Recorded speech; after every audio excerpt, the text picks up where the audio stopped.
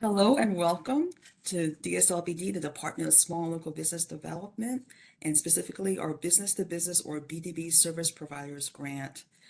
This grant has several service areas that it's supporting, and one of them is District Capitalized Hub. So today's session will focus on that.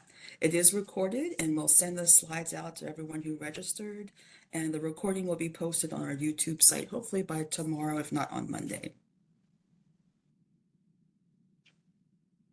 I'm going to pause here in case anyone on the call or in the recording would like to hear this information of their preferred language. We could be happy to provide that, and this is true for any DC government agency. You can receive content about our government resources in your preferred language.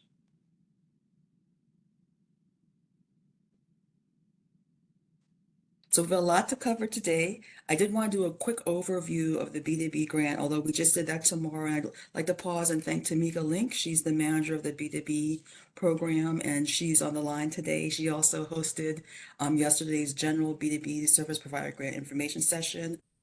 So that would be the best place to get all the details. And I'll cover a little bit today just to orient you if you weren't able to attend that. But most of this webinar will be focused on one of the service areas, which is District Capitalized Hub. So I'll go over that, what that program is about, and then specifically the provider services that we're seeking through the B2B grant, including the topics, the clients that will be served, and the format we're looking for those services to be provided. I'll point out in the application, both part one, eligibility, and part two, the competitive application where you do your proposal, specific areas that if you are applying for District Capitalized Hub that you'll need to answer. And then I'll end giving you a kind of an idea what to expect if you do apply and you're accepted. We make an offer and you accept that offer, kind of what to expect as an awardee and also as a provider. I encourage you to put questions in the chat as we go along. I will make sure that we have at least the last 15 minutes for live questions, but put them in the chat. I'll try to see them and answer them as we go. Sometimes I can't toggle between all the views too well.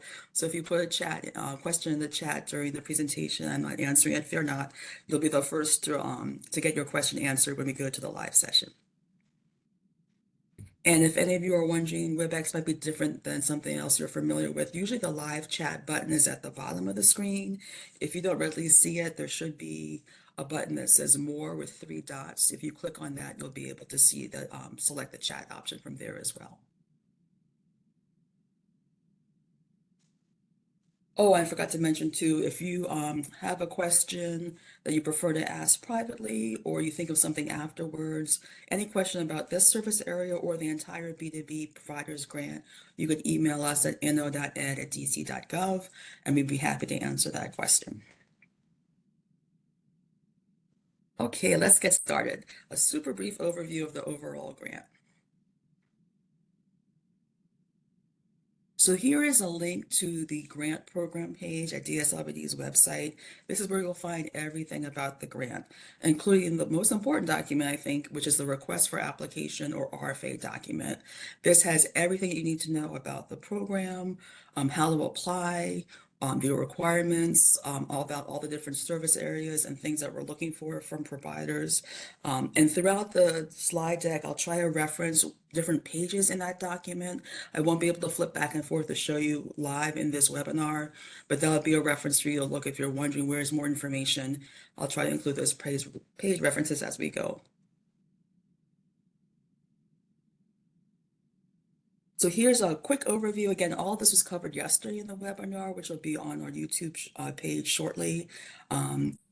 But for grant objectives, this is a program through which we're looking for providers around different services, mostly around training, but there are some other services, payroll services, for example. And we're looking for those providers to support various programs that we have. And those programs include a variety of things. District Capitalize is one. Of course, I'll talk about that right now. But we have other programs, for example, Dream Pitch, We Aspire. And then those programs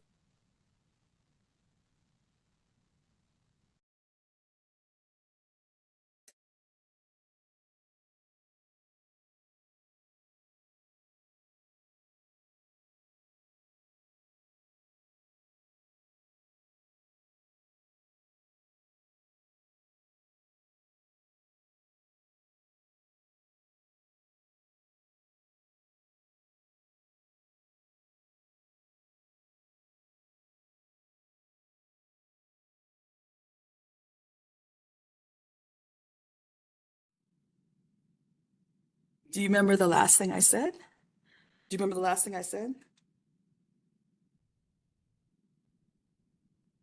Okay. Can you hear me now? Okay, okay. Apologies. I think I have a bad Wi-Fi. I just want to pause for a second to make sure everyone can hear me. Oh, I see. Yes. Thank you, Jean. Okay. And also, I may have just lost the screen. Let's see. You're listening to me move live to a different location.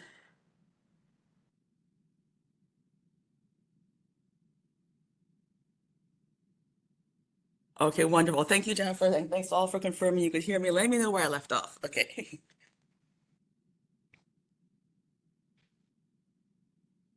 Okay, great. So just, I forgot exactly where I left off as far as the programs, but we have general programs, a program description in the RFA, and then further down, there's a specific description of the type of services we need for that program. So be sure to look at the program and then the service area description. And finally, the grant awards. When we provide the awards, there's a large range of amounts that we're giving, and that's because the different types of services vary greatly. Sometimes it's a one and done, like a featured speaker or a speakers bureau that might be a $500 payment, or it might be a series of things that you're providing, a series of webinars or webinars and consultations, photography. So it's will be priced different. And so when you're proposing it in your competitive version of your application, the part of the application, you should price accordingly. So we can't really prescribe how to price your services, but just know that that range is wide. I would not expect that we would give an award at the whole top amount to one person. I think the top amount was $50,000, or I forgot the top amount in the RFA, but it's unlikely we will award that whole amount to one person just to provide a relatively small amount of services, just to give you a gauge.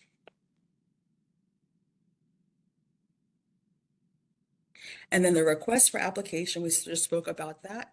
And I'm going to jump to the next page to kind of give you a visual on the application process and the deadlines. So right now we're in the middle of the part one application period, which is the eligibility.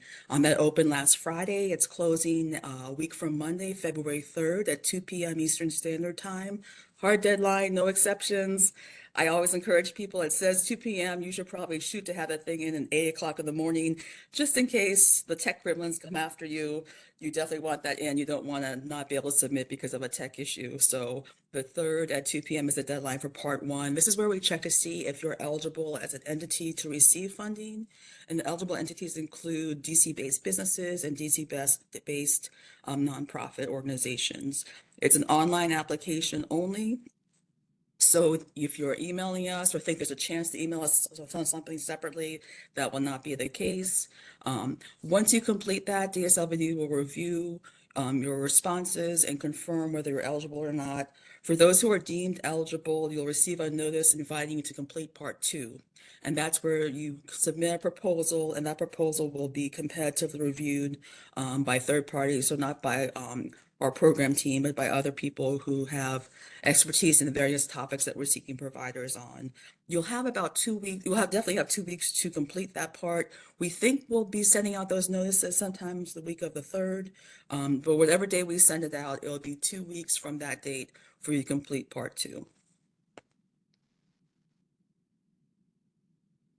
So this is the first of a couple of two slides to show you where you can get information to help you, more details about the program and the grant, but also where you can get some help. The best place to start with is the RFA. I say if you read it twice, you're in good shape, but definitely read it from top to bottom and don't leave off when you see the application section has ended. Following that is a lot of information of what you could expect as a grantee if you are awarded. The next is our webinar. So of course we had a webinar yesterday. That recording should post hopefully by tomorrow on our YouTube site. This recording also will post on our YouTube site probably by next Monday, hopefully. And then we just added a second general information webinar that's on January 29th, next Wednesday at 10 a.m. Sorry, not M, 10 a.m. And you're welcome to register for that. Even if you attended yesterday or missed yesterday, I encourage you to attend. That's another chance to ask questions live. If you haven't already, I encourage you to fill out the application form, if only to navigate to see what it looks like. And if you have questions from that, you can email us or come to that live webinar next Wednesday to ask them. You can fill out more than one application. We'll only look at the very last application that you submit. So if you want to navigate through it, throw in some placeholder text just to see what the application form looks like this week. And then next week, you actually submit your real application. We'll look at that second submission. So feel free to use that form, as application form itself, to have some of your questions answered of what's expected. And Tamika just dropped the link to the RFA document in the chat. Thanks, Tamika. I highly encourage you to subscribe for our email alerts.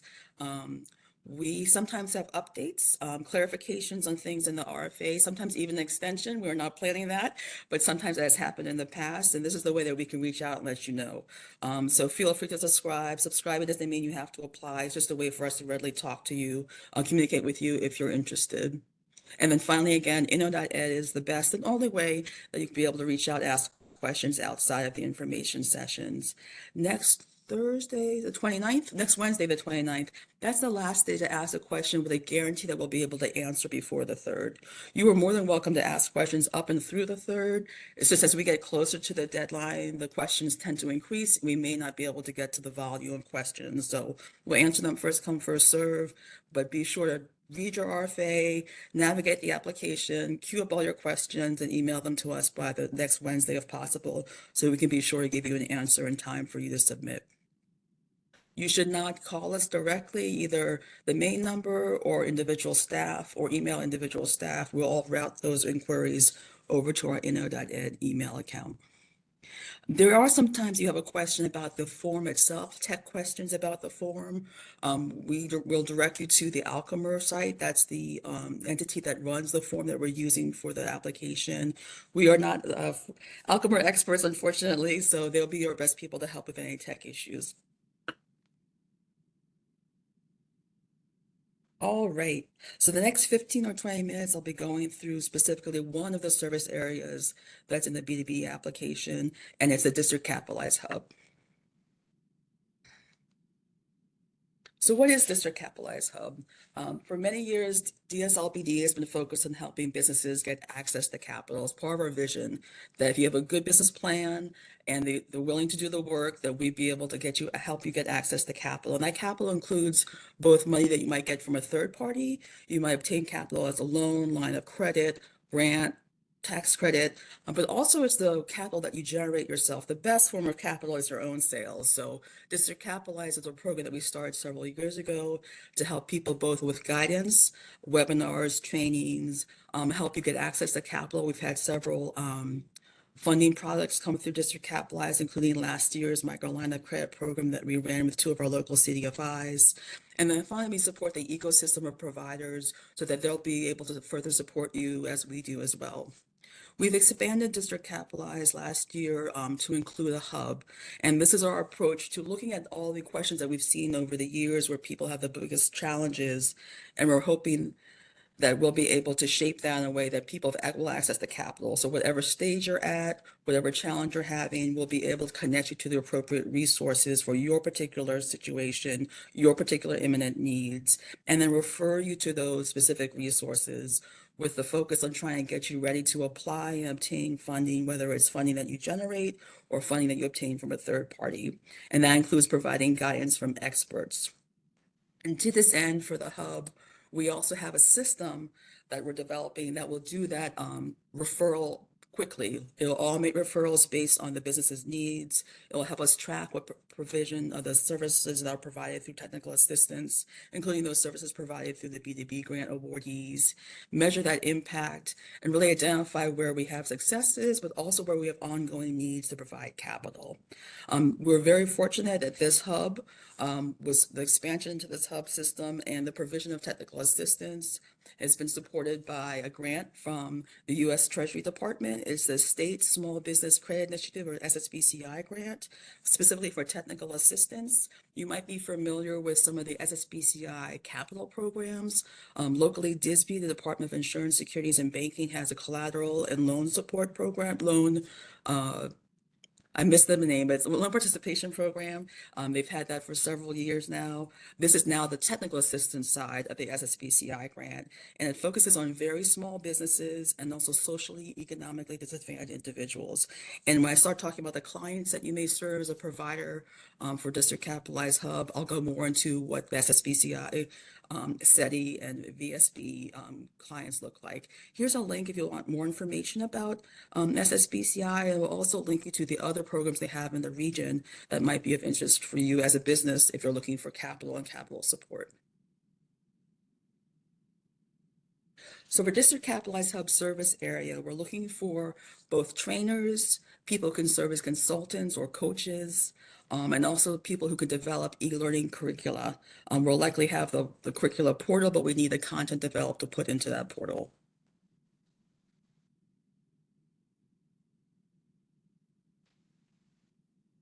The clients that will receive the services, they'll all be DC-based businesses. So DC-based business owner, sorry, DC-based businesses and also DC residents who are exploring entrepreneurship. And group, we call those verified local. You may be familiar with the CBE or Certified Business Enterprise Program, or you may be a CBE yourself. Those are part of the verified local category. Verified local also includes businesses who are not CBE, but they can demonstrate that they're based in the district. And then DC residents who can verify that they're actually a resident of the district or they're looking to start a business in the district. So these are verified local businesses or DC residents who are socially and economically disadvantaged, or they could be very small businesses. And the definition of very small businesses per SSBCI is 10 employees or less, including independent contractors. A little bit more about SETI. Again, that's the socially economically disadvantaged individuals. It's a long list of SETI categories that the Treasury considers part of this group. DSLBD, based on statistics, focused in on several groups within that, the SETI group that the federal government provides. So here's a list of the ones that we're focusing on for District Capitalized Hub. They would be verified local business owners and DC residents who are Black, Indigenous, and people of color or racial minorities, immigrants, business owners who are women or LGBTQ+, business owners or DC residents who are returning citizens or just exposed, and also those persons who may have limited English or no English proficiency, or persons with disabilities. Additionally, for DSLBD, our focus for SETI includes businesses that are operating in economically disadvantaged areas, and we'll be using the census data to define that. Generally, it's in the past has been parts of Ward 4, 5, 7, and 8, but we'll be checking in on that again just to make sure it hasn't changed. Also, a third group that we'll be focusing on are DC-based businesses, verified local businesses who are operating in one of the following industries. And this is based on statistics showing where there might be a need for more support to help these industries, including arts, entertainment, construction, food services, and accommodation services, which could include hospitality, healthcare and social assistance services, information technology, personal care, which could include barbers, hair salons, nail salons, things of that nature. Personal scientific and technical services will be deferring to the definition that is used for CBEs for that category. And then retail and waste management. And that could also include businesses that do food waste, innovation, and other things to to mitigate food waste and other things going into the waste stream system. So those are the clients that you'll be serving if you're a provider, either you're coming in as a consultant, or learning curricula developer. You'll be coming in as that, and you'll be asked in the part 2 of the application, if you get that far, if you have past experience serving these priority groups that we'll be focusing in on. So that's something you want to keep in mind. If you're applying, you'll need to demonstrate that you have some experience serving one or more of these groups. So the topics that we'd be looking for the trainers, coaches, consultants, and e-curricula developers is financial advisory services, and that includes financial management. So part of District Capitalized Hub is a lot of it's helping people prepare for, apply, and obtain funding, but it's also to manage that funds that they do receive effectively once they receive the awards. Another category is accounting, and that includes bookkeeping, legal services, but specifically legal services to help businesses get ready for funding and contracting opportunities. An example of a funding opportunity would be if a business is pursuing an investment financing opportunity. There's a lot of legal paperwork to complete for that. Also, some higher level crowdfunding platforms have some legal paperwork that needs to be completed for that. For contracting, preparing a contract and having it adequately satisfy the needs of both the client, but also to support the business's interests as well. A fourth category is communication services, specifically around funding opportunities. Probably the prime example of this is if a business is pursuing funding through crowdfunding or pitching, they may need to have one web page to kind of describe what that is effectively, or they may need some help improving their pitch deck so they can have an effective pitch when they're trying to get the funding. So it's very narrow. It won't be the whole website. It won't be any type of collateral material. It'll be specifically communication to get to funding opportunities. And similarly for photography, it won't be just generally creating a portfolio of pictures for the business to have. It'll be having an effective photo of the business, perhaps the product if they're pitching for a funding opportunity.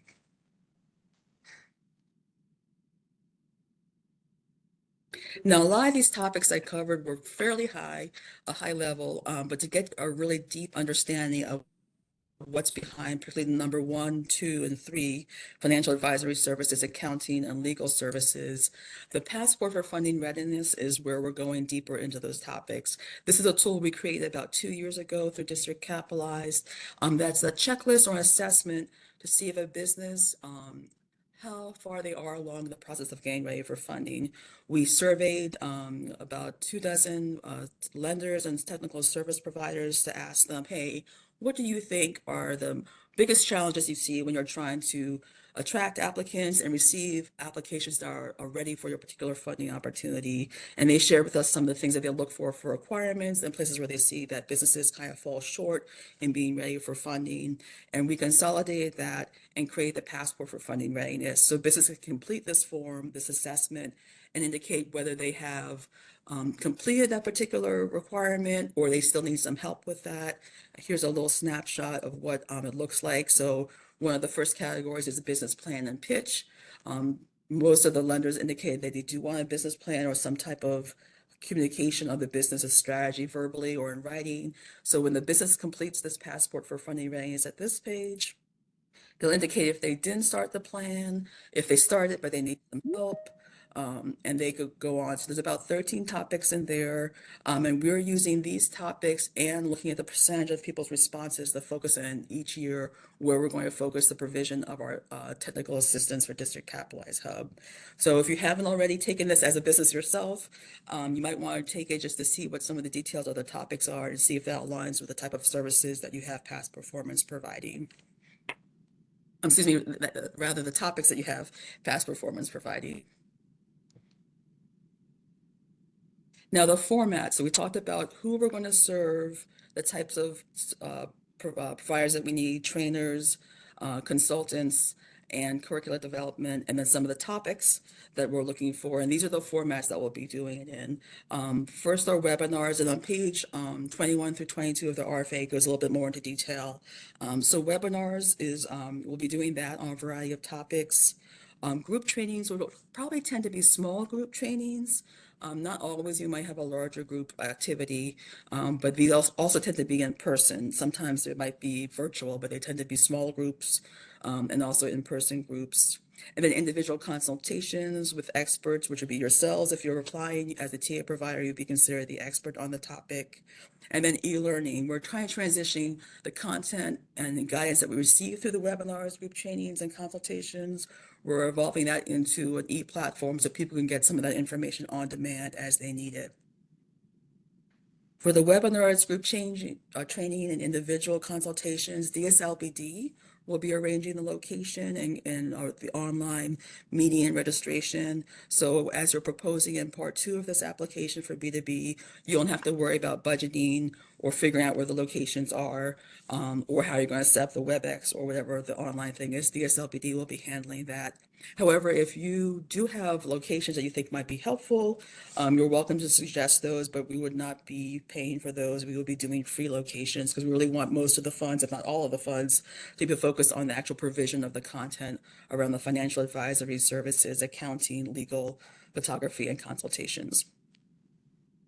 And then as a provider, let's see. Oh, yes. So as a provider, you could pitch to provide content in all formats, just one format. It's up to you. I will be looking both at your past performance on the topics, your expertise in providing information in that particular format, and also serving the SETI and VSB target areas that we mentioned earlier. There's kind of a three-way thing that we'll be looking at across all of them. For all of these, though, I'll talk a little bit more about what it's like to be an awardee. But for all of these, you'll be expected to have a little bit of pre-work. So of course, for like a webinar, you probably will prepare the deck. We would come to a consensus on the topics that will be covered. And also post-webinar, you'll be providing the attendees with a takeaway document. So it's a little bit for all of these, some pre-work and post-work. Same thing for group training, probably a little bit more. The idea is that actually through the webinars, we will have people kind of then move down to the next up to the next stage. If they need more intensive assistance, would be the group training. And then also an example of more intensive assistance would be the consultations. So if you're just thinking of proposing for just the individual consultations, there's a pretty good chance, if not definitely, that there'll be people that you'll be consulting with have either gone through the basic information on that topic in the webinars, or through the group training. So by the time they reach you, they're really narrowing down on a specific request they need your help of completing in a specific amount of time. It's unlikely they'll be coming to you with like general questions. Let me think of something that I could use as an example. Oh, accounting. Let's say they're setting up their books. A lot of people might come to the webinar on basic accounting systems and how to set up your books. We might have a group training specifically on hands-on.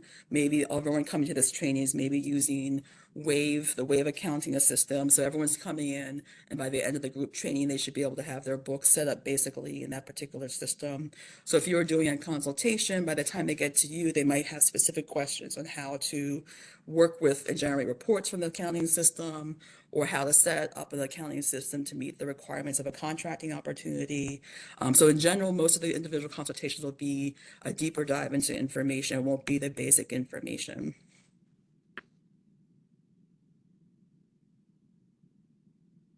And then the service delivery time frame. So if you do complete the eligibility application, submit by February 3rd at 2 p.m.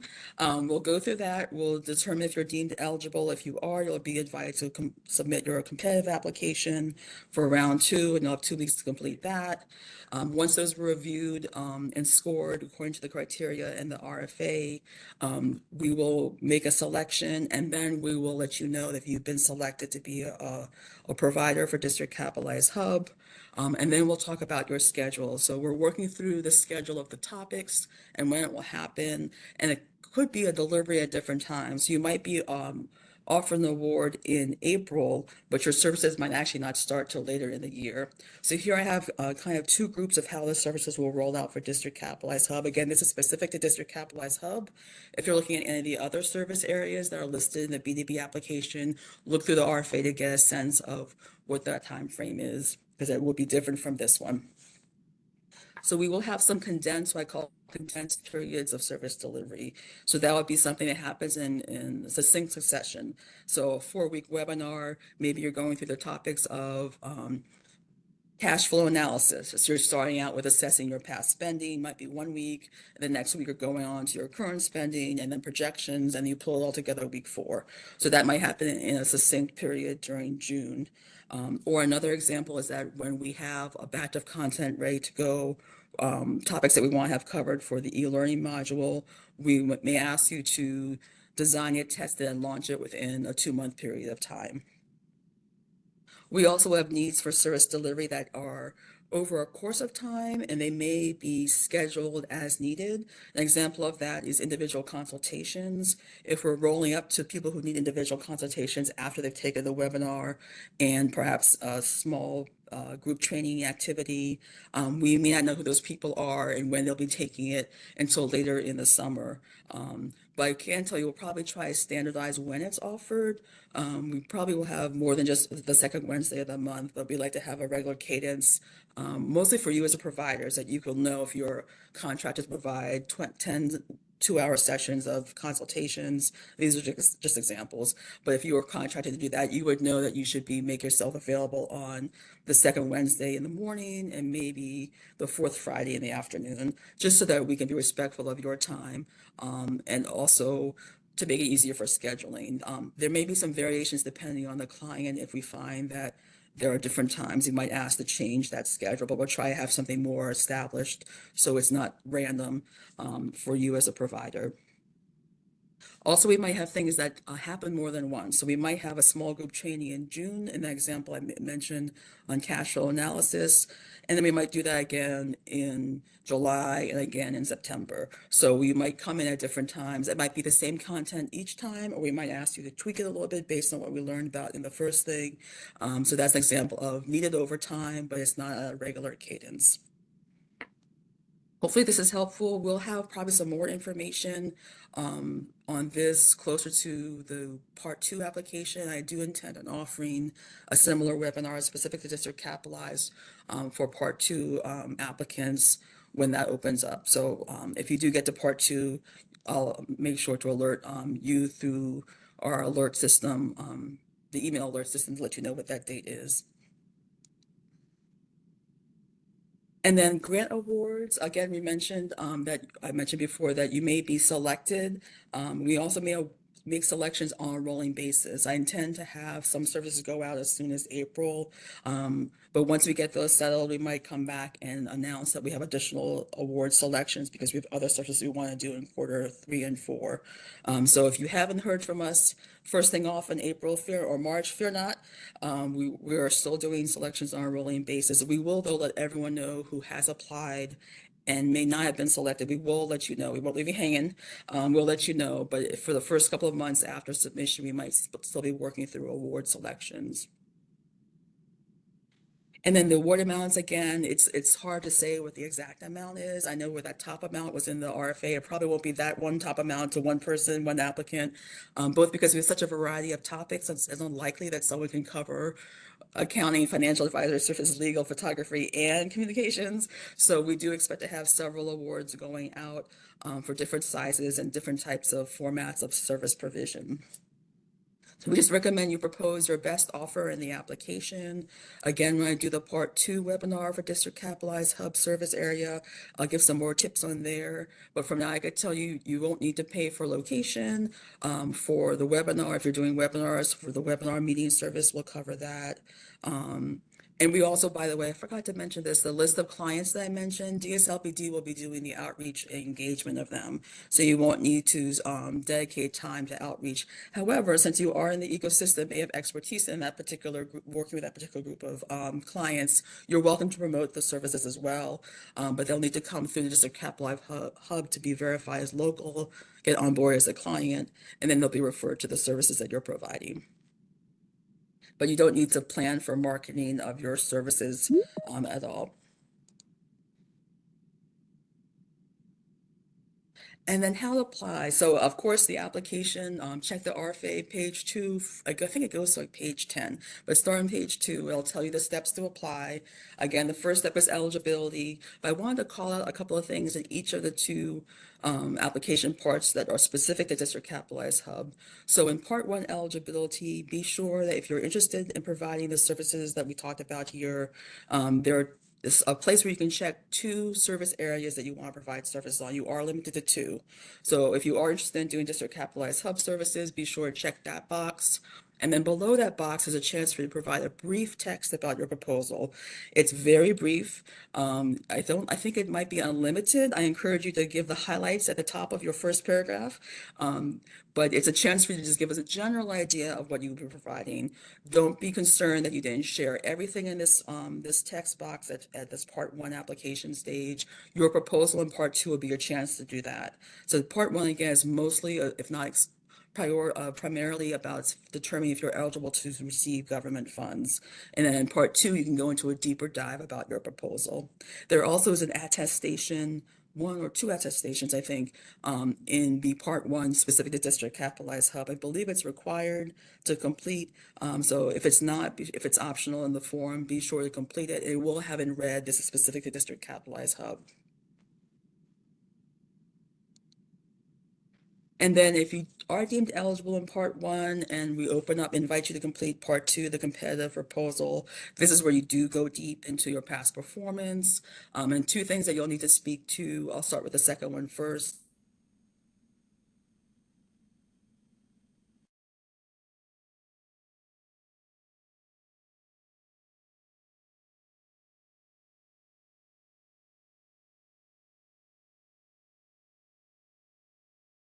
You'll need to demonstrate that.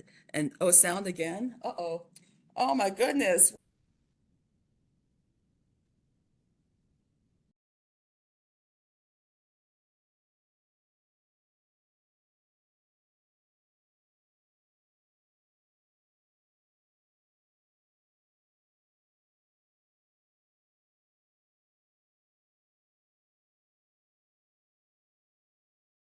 Now, can you hear me now?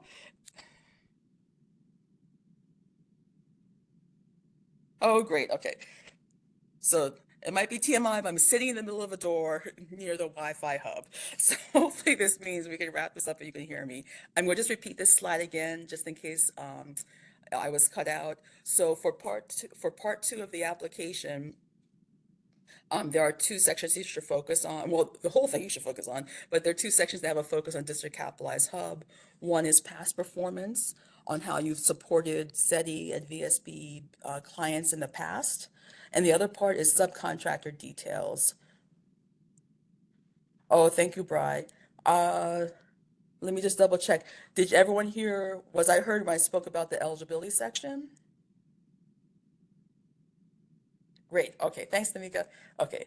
And then for how to apply for the District Capitalized Hub, you go through the main application process. And there is, by the way, only one application process for B2B. It's just that District Capitalized Hub is one of the many service areas. But in the sorry, in the eligibility part one of this application, you'll need to be sure to check the service area box for District Capitalized Hub. You'll have a chance to check up to two service areas, but you'll need to check at least District Capitalized Hub if you want to apply for that one. And also you'll have a chance to provide a brief proposal description. Again, in part two of the application, that's where you go really deep dive on that. But keep it very brief and high level. You are not being scored on this brief proposal description in part one. We just want to have a sense of what you would be proposing if you do proceed. So don't worry about, we're not scoring anything in actually eligibility. It's very black and white. You either meet the eligibility requirements or you don't. So don't worry about that. And then there also is a attestation in part one specific to District Capitalized Hub. It should be a required question. If it's not, just be sure to complete it, and you'll know it's there because it will say District Capitalized Hub in red letters. And then just to recap again, in case I wasn't heard, for part two of the competitive application, again, there's a couple of sections specific to District Capitalized Hub. You want to be sure to specify your past experience serving the socially economically disadvantaged individuals or SETI individuals, as well as very small businesses or VSB. You don't have to have served both, but just be sure to share any past experience you've had serving either. And then finally, the subcontractor detail. So subcontractors in general for B2B must be CBE businesses. So this is regardless of the service area. Any subcontractor used on a B2B grant must be a CBE business at the time of application and through the period of performance. So if you have someone in mind, perhaps for instance, District Capitalized Hub, you're really strong in financial management services, but you want to also pitch for accounting, and you have another business that you often work through on accounting topics, that business would have to be certified CBE at the time of application throughout the duration of the performance period, which ends in September 30th, 2025. Also, specific to district capitalized hub, the subcontractor essentially has to meet all the requirements that you as the prime would meet. And this is per the requirements for the U.S. Treasury grant that we have that's supporting the district capitalized hub program. So as you're reading the RFA, as you're looking through the requirements, have in mind that those are requirements that your subcontractor will probably have to, well, not probably, will have to meet as well. There are a couple that they may not have to complete the insurance, but you may want insurance with them. That might be an example of one they would not have to probably submit. But for the most part, everything else they would need to meet. We'd also need to know your subcontracting plan. So while you may become the prime and that you are managing your subcontractor, they do need to meet those requirements. I think in this slide, let me jump ahead a little bit. Nope. Oh, I didn't include this. I meant to include it. I'll just say it here. When it comes to reporting, I swore I did something on reporting. No, I guess I didn't. Oh, here, yes, I did. Okay. I'll jump here to this reporting section right here, and I'll jump back to the first bullet in a moment. For reporting, if you are selected and awarded the services, you would, of course, be the prime respondent for the reporting. Generally, it's monthly. We may change that frequency, but you would be responsible for reporting. But your subcontractors would as well. So in some instances, we'll give them access to the District Capitalized Hub portal so they can respond, or we'll have you as the provider do all the responses. So that means that you are responsible to get the data from your subcontractor and provide it. So for an example of the accountant, you're doing the financial management information, maybe a webinar series, but you have your partner is doing, subcontractor is doing the accounting one-on-one consultations. They need to report information after each consultation. You're responsible to make sure that that happens. So I don't know quite soon right now if we can give the subcontractor access to the system, if we can give the subcontractor access to the system as well. But ultimately, you will be responsible as the prime on the grant to provide that content, that reporting. Jumping back up here, some important dates. This is assuming that we're able to wrap up the Part 1 eligibility review by the week of February 3rd. If so, and things roll forward, you apply for Part 2. We have the competitive review and selection, and then we start offering grants to various providers. When you do get offered a grant, you'll have 3 days to receive, review, and sign off on the grant agreement. It's a pretty short turnaround. The good news is most of the grant requirements in the agreement are in actually the RFA. So we try to give you a general sense of what's in that document. The document is generated by our legal department. Um, it generally is a standard form. There's not much room for negotiation. We can talk about the provision of services and the cost of that, but the other legal terms are standard for all of the providers that are coming through B2B. And then again, you'll need to provide your pre-award documents. They're listed in the RFA. You'll upload those to our system. And if you're not able to do so within 15 days, we do have the option to move forward with a different provider. So from now, I would look at what those documents are so you can start to have a sense of what you'll have to have ready. For instance, if you don't have your insurance ready, this is the time to get that ready so that if you are selected, you can meet that requirement within the time period. I will have a provider onboarding and training, and I'll do that for the first group that are doing services in April and May, but I'll also have that going throughout the summer as we onboard more providers. And then services will start in April. You might be offered to do services that start in June, but the first services will go out on April. I'm looking at time. I'm going to stop there. Oh, good. Okay. I want to leave some time for questions. So I'm going to go into the chat, or Tamika, if you're able to read off questions. Let me see if I can open up the chat. Yes. Oh, So, great. Thank you. first question, is there provision for businesses to provide IT services, technical support, cybersecurity, and website development services, and/or email and other communications and outreach? Oh, I heard email and cyber, and then I'll have to ask you to repeat the other one. So for email services, if you look at the passport, um, having being able to use your email and other tech-related things is one of the passport items, but it's also one that we might handle very briefly. So it's hard to say. I would say pitch what you'd like to do. And it might be something that we'll do, but most of that we have providers who can help people with their email for free. Cybersecurity, no, we probably will not be doing cybersecurity. I'm pausing. Um, Let me look at the topics. I'm looking at them myself.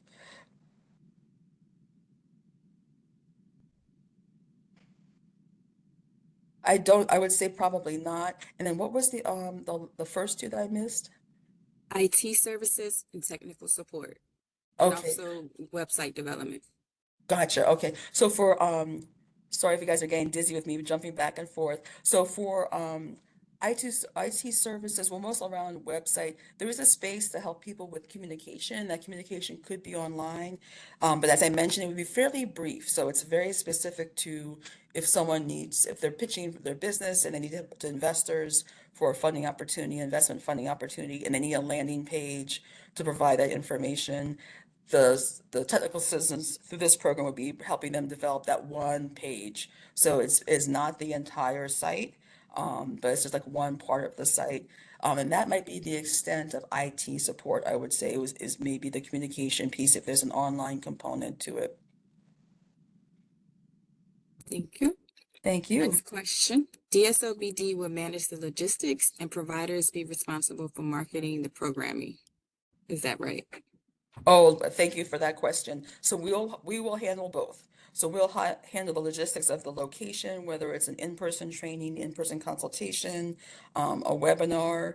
We'll handle the WebEx or whatever platform we use to do that, as well as people registering for it.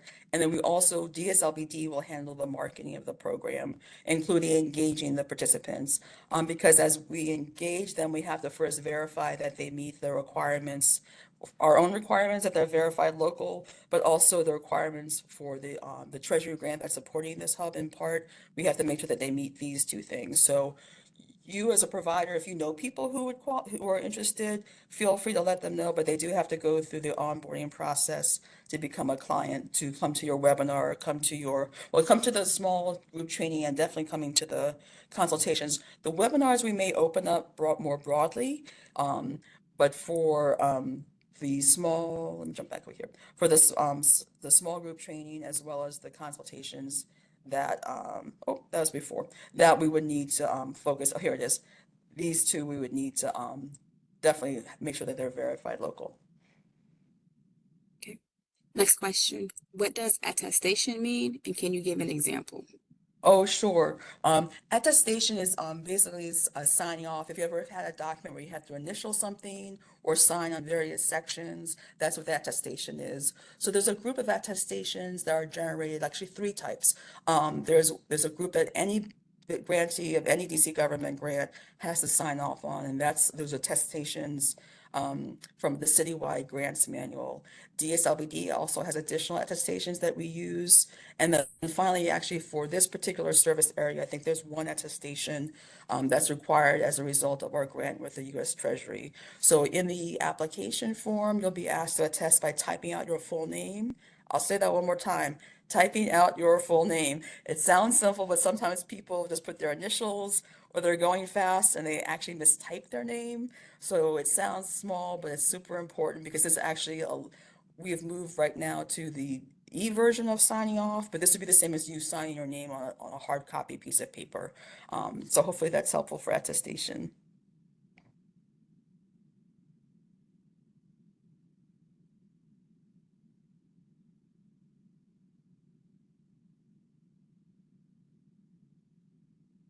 Oh, if Tamika, if you're speaking, I can't hear you.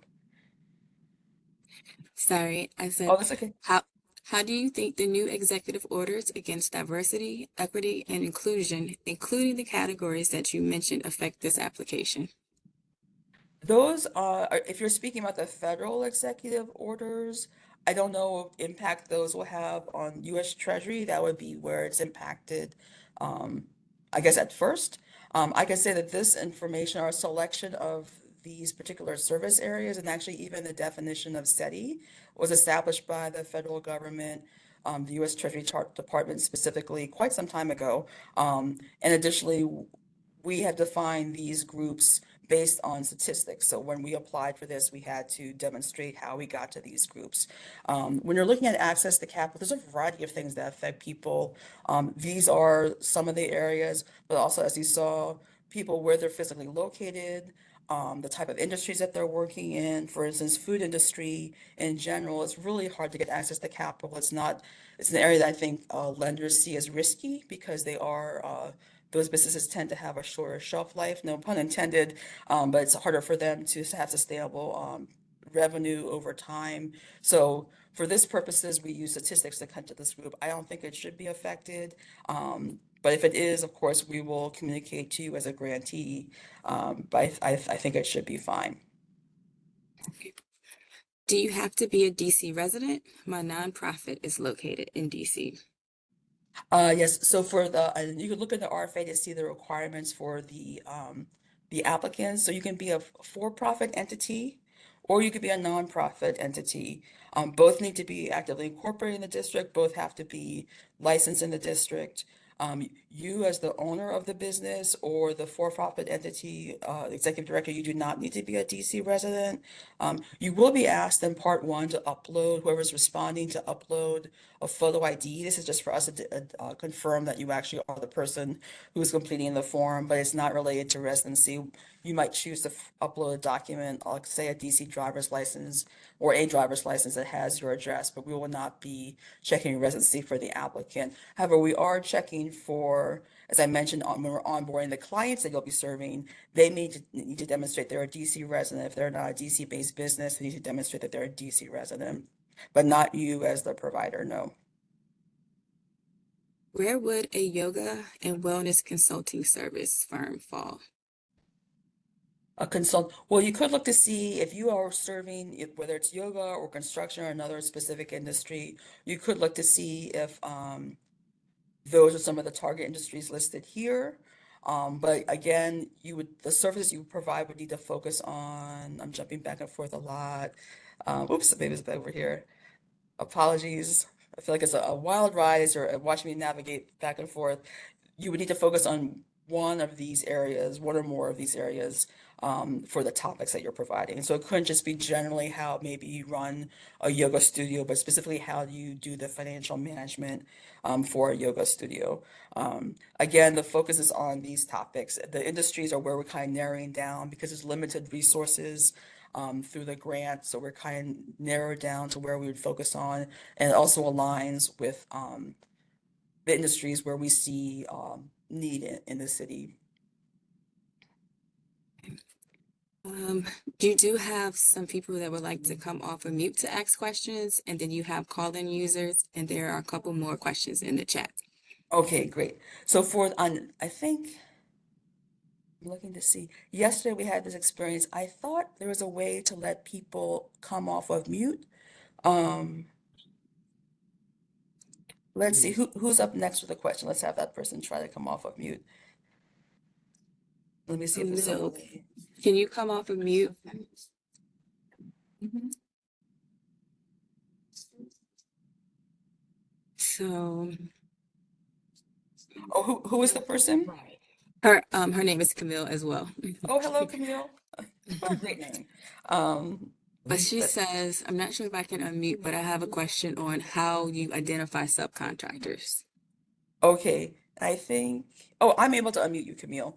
Okay. So I have you unmuted. I'll answer that question. How to identify subcontractors? You might be looking at one right now in this call. So one reason I left the participants' names visible in case you want to virtually connect with someone that you see here. There's a couple of ways. The fastest way, we have a list of CBE or certified business enterprises that are listed on the DSLP website. That's one Yeah, so source. if you can just let me know, if he wanted to Oops, have I'm gonna that. actually move somebody here. Let's see. And then another way is that we work with both for-profit entities and nonprofit providers. So there's many nonprofit providers in the city that support DC-based businesses with technical assistance, like the topics we just shared. And they may be looking for subcontractors as well. And then I would just look to see, and I want to emphasize, you do not have to provide all of these services. You will not be deemed less attractive if you only provide one. We're looking for people with strong past performance in these areas and having had some experience serving SETI and or VSB businesses. So if you've just started doing that a year ago, but you have a deep history in maybe a deep history as an accountant for small businesses, maybe just a year ago you started doing consulting to train people, but you have a deep background, that is also valid. So don't feel that you have to come in with your area of expertise, say accounting, and subcontract with someone to cover legal. We will be picking people based on each topic specifically, if that's helpful. And then while I'm gonna pause here for a second, since I did figure out how to take people off of mute. If anyone are phone call users, of course, you're welcome to email us questions, but if you want to try to ask live, if you could use the raise hand button so I could see you, and then I could unmute you. And the raise hand button, if you don't, let's see, where is it in this? Huh. At the bottom of the screen, Okay, I there think maybe are, as the presenter, I can't see it. Is it at the bottom of the screen? Oh, yes. so if you have a question, I see one coming in. Okay, so Calvin, may I unmute you? This is his And spouse that wanted to hi, ask. Calvin, what is your question? Oh, can you hear me? I can hear you, Tamika, but not Calvin. Actually, this is Erica. I'm his spouse, Oh, is what I was oh, saying. gotcha. Okay, I hello, have a Erica, question. welcome. Um, so I heard at one point that someone is required to have BCB certified. Is that the applicants or is that the people we're servicing? Did you say CBE? Correct. Yeah, so CBE, and just in case anyone is not familiar, that's Certified Business Enterprise. The subcontractors must be CBE certified. So the three groups are the prime applicant, their Hmm. subcontractor, and I'm gonna put to the side the clients you're serving. So you as the prime applicant does not need to be CBE certified, but if you do retain a subcontractor, that entity must be CBE certified. And then the side group, the clients you're serving, some of them will be CBE, some of them will not be. They're all falling in a variety of different groups here. And under the verified local, we do include CBE businesses. That's considered verified local as well. Okay. Thank you. You're welcome. And then I'm going to go to next to Camille. And then also for our call-in users, I think if you hit *6, you'll be able to unmute. But pause a second while I get to Camille's question. Hi, Hi, Camille. Camille, you're unmuted. So Gamari actually asked this question in the chat again with this definition of subcontractor.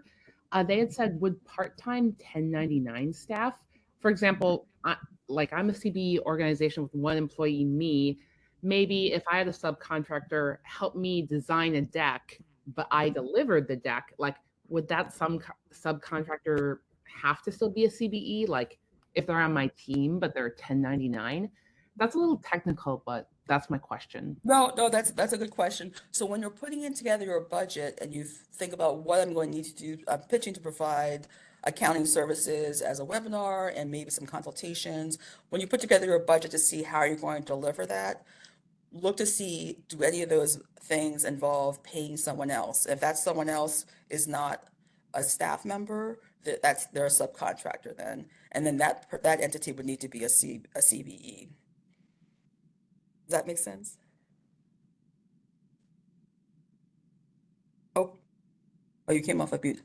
Hopefully that made sense. Yeah, that makes sense. I think Okay, good. staff member, like that's some people have staff members who are certified employees. Some people have staff members who are contractors themselves, but it's not like an outside firm.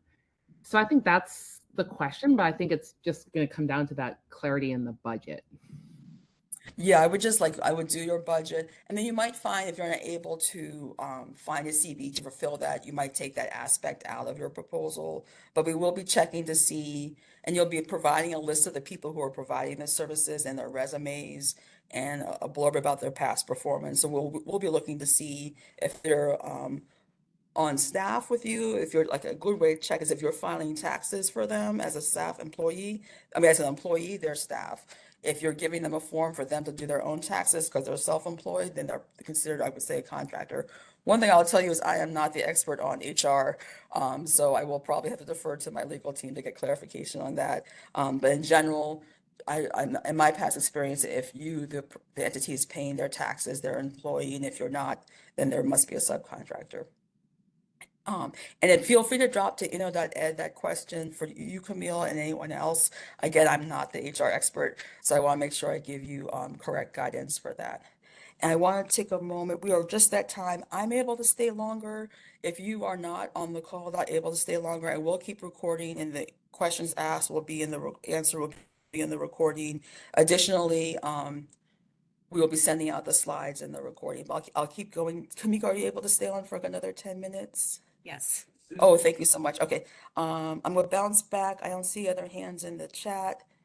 I'm gonna bounce back to any more chat questions that we didn't cover.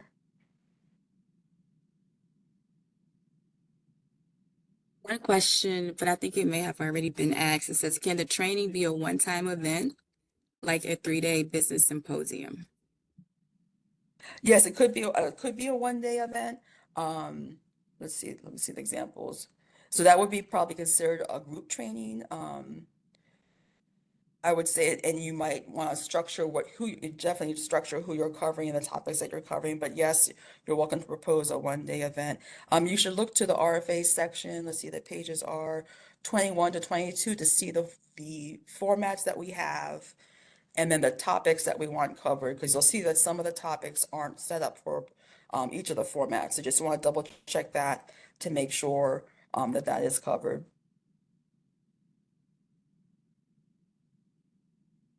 Any other questions in the chat? If not, I see a couple of questions have popped up online. I'm gonna go to Calvin, is your hand raised from before? Or do you have a second Oh, question? I mean, Calvin, Erica. sorry. Okay, that's no No. problem. Okay. Okay. And then Nilo or Nilo, Naya, you're off mute if you have a question still. If you're speaking, I can't hear you. Hopefully you can hear me. I think I'll leave your hand raised in case you're able to come back online. We'll move on to Sabrina. I had a question under personal care. Uh-huh. I don't know how far that stretches, what branches out, but under my nonprofit, it would be personal care to women between the ages of 19 and 30, providing clothing and resume building, job searches, um, transportation, as far as smart trip cards to interviews, different things like that would be what it would be. My services would provide. So I'm trying to figure out would that come under the personal care? Yeah, so for the personal care, and while I'm on this slide, I'll mention this and I'll jump to the personal care. So the topics that, again, this was a grant to hire trainers and providers to give guidance on these particular topics here, and also some services, specific services for communication and photography for funding, pursuing funding opportunities. So the focus is on the service provision would be the financial advisory services, providing accounting guidance, legal guidance, and then the recipients, people who could get those services, let me see, do include personal care, uh, not businesses. So you said you are a personal care nonprofit. Yes. Okay, so as far as being a client, you wouldn't qualify because you're not a local business. You're a nonprofit entity. As far as a provider, you would need to be able to provide these topics. So it sounds like what you just described doesn't fall into those categories. Okay. Thank you. You're welcome. Thanks for the question. I'm gonna go to Lily and then double check on the chat before we wrap up. Hi, Lily, you're on mute. Hello, do you hear me? I can, yes. Hello. Hi, this is actually Nilu. So same Nilu Nia. I had both in on laptop and on my mobile phone, but I can Oh, hear from okay, the okay. Hi, mobile Nia. device. Yeah. That's fine. My thank you for letting me ask my question. So my question is regarding number 4, the communication. So you absolutely want providing the teaching and learning and perhaps consultation for the pitch regarding the slide decks and this kind of stuff, how to put the MVP together, how to present it. Do you want like just the e-learning course, or you want also one-on-one help to?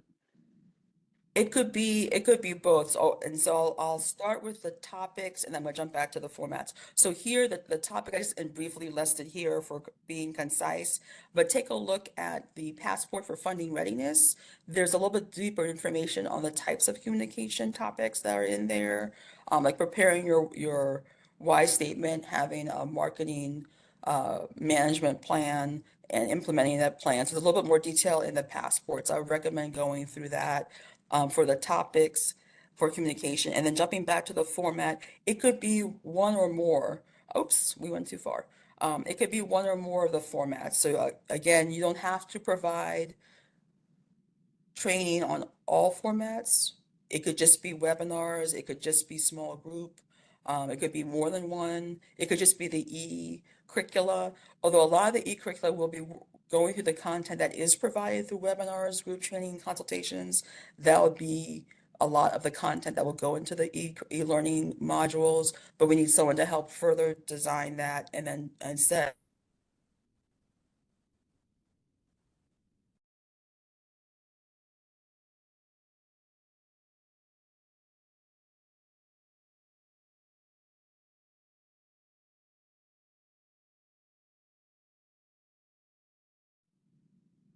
I got lost again. Oh my goodness. Do I have to sit in the hall?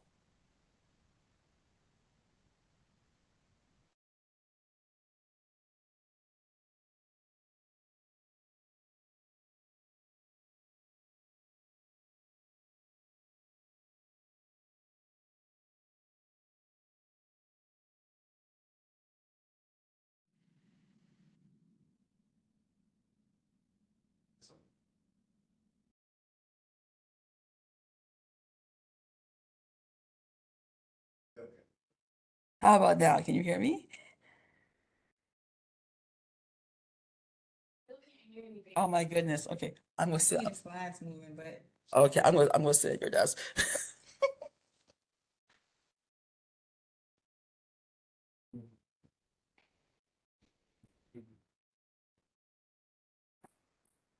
Okay.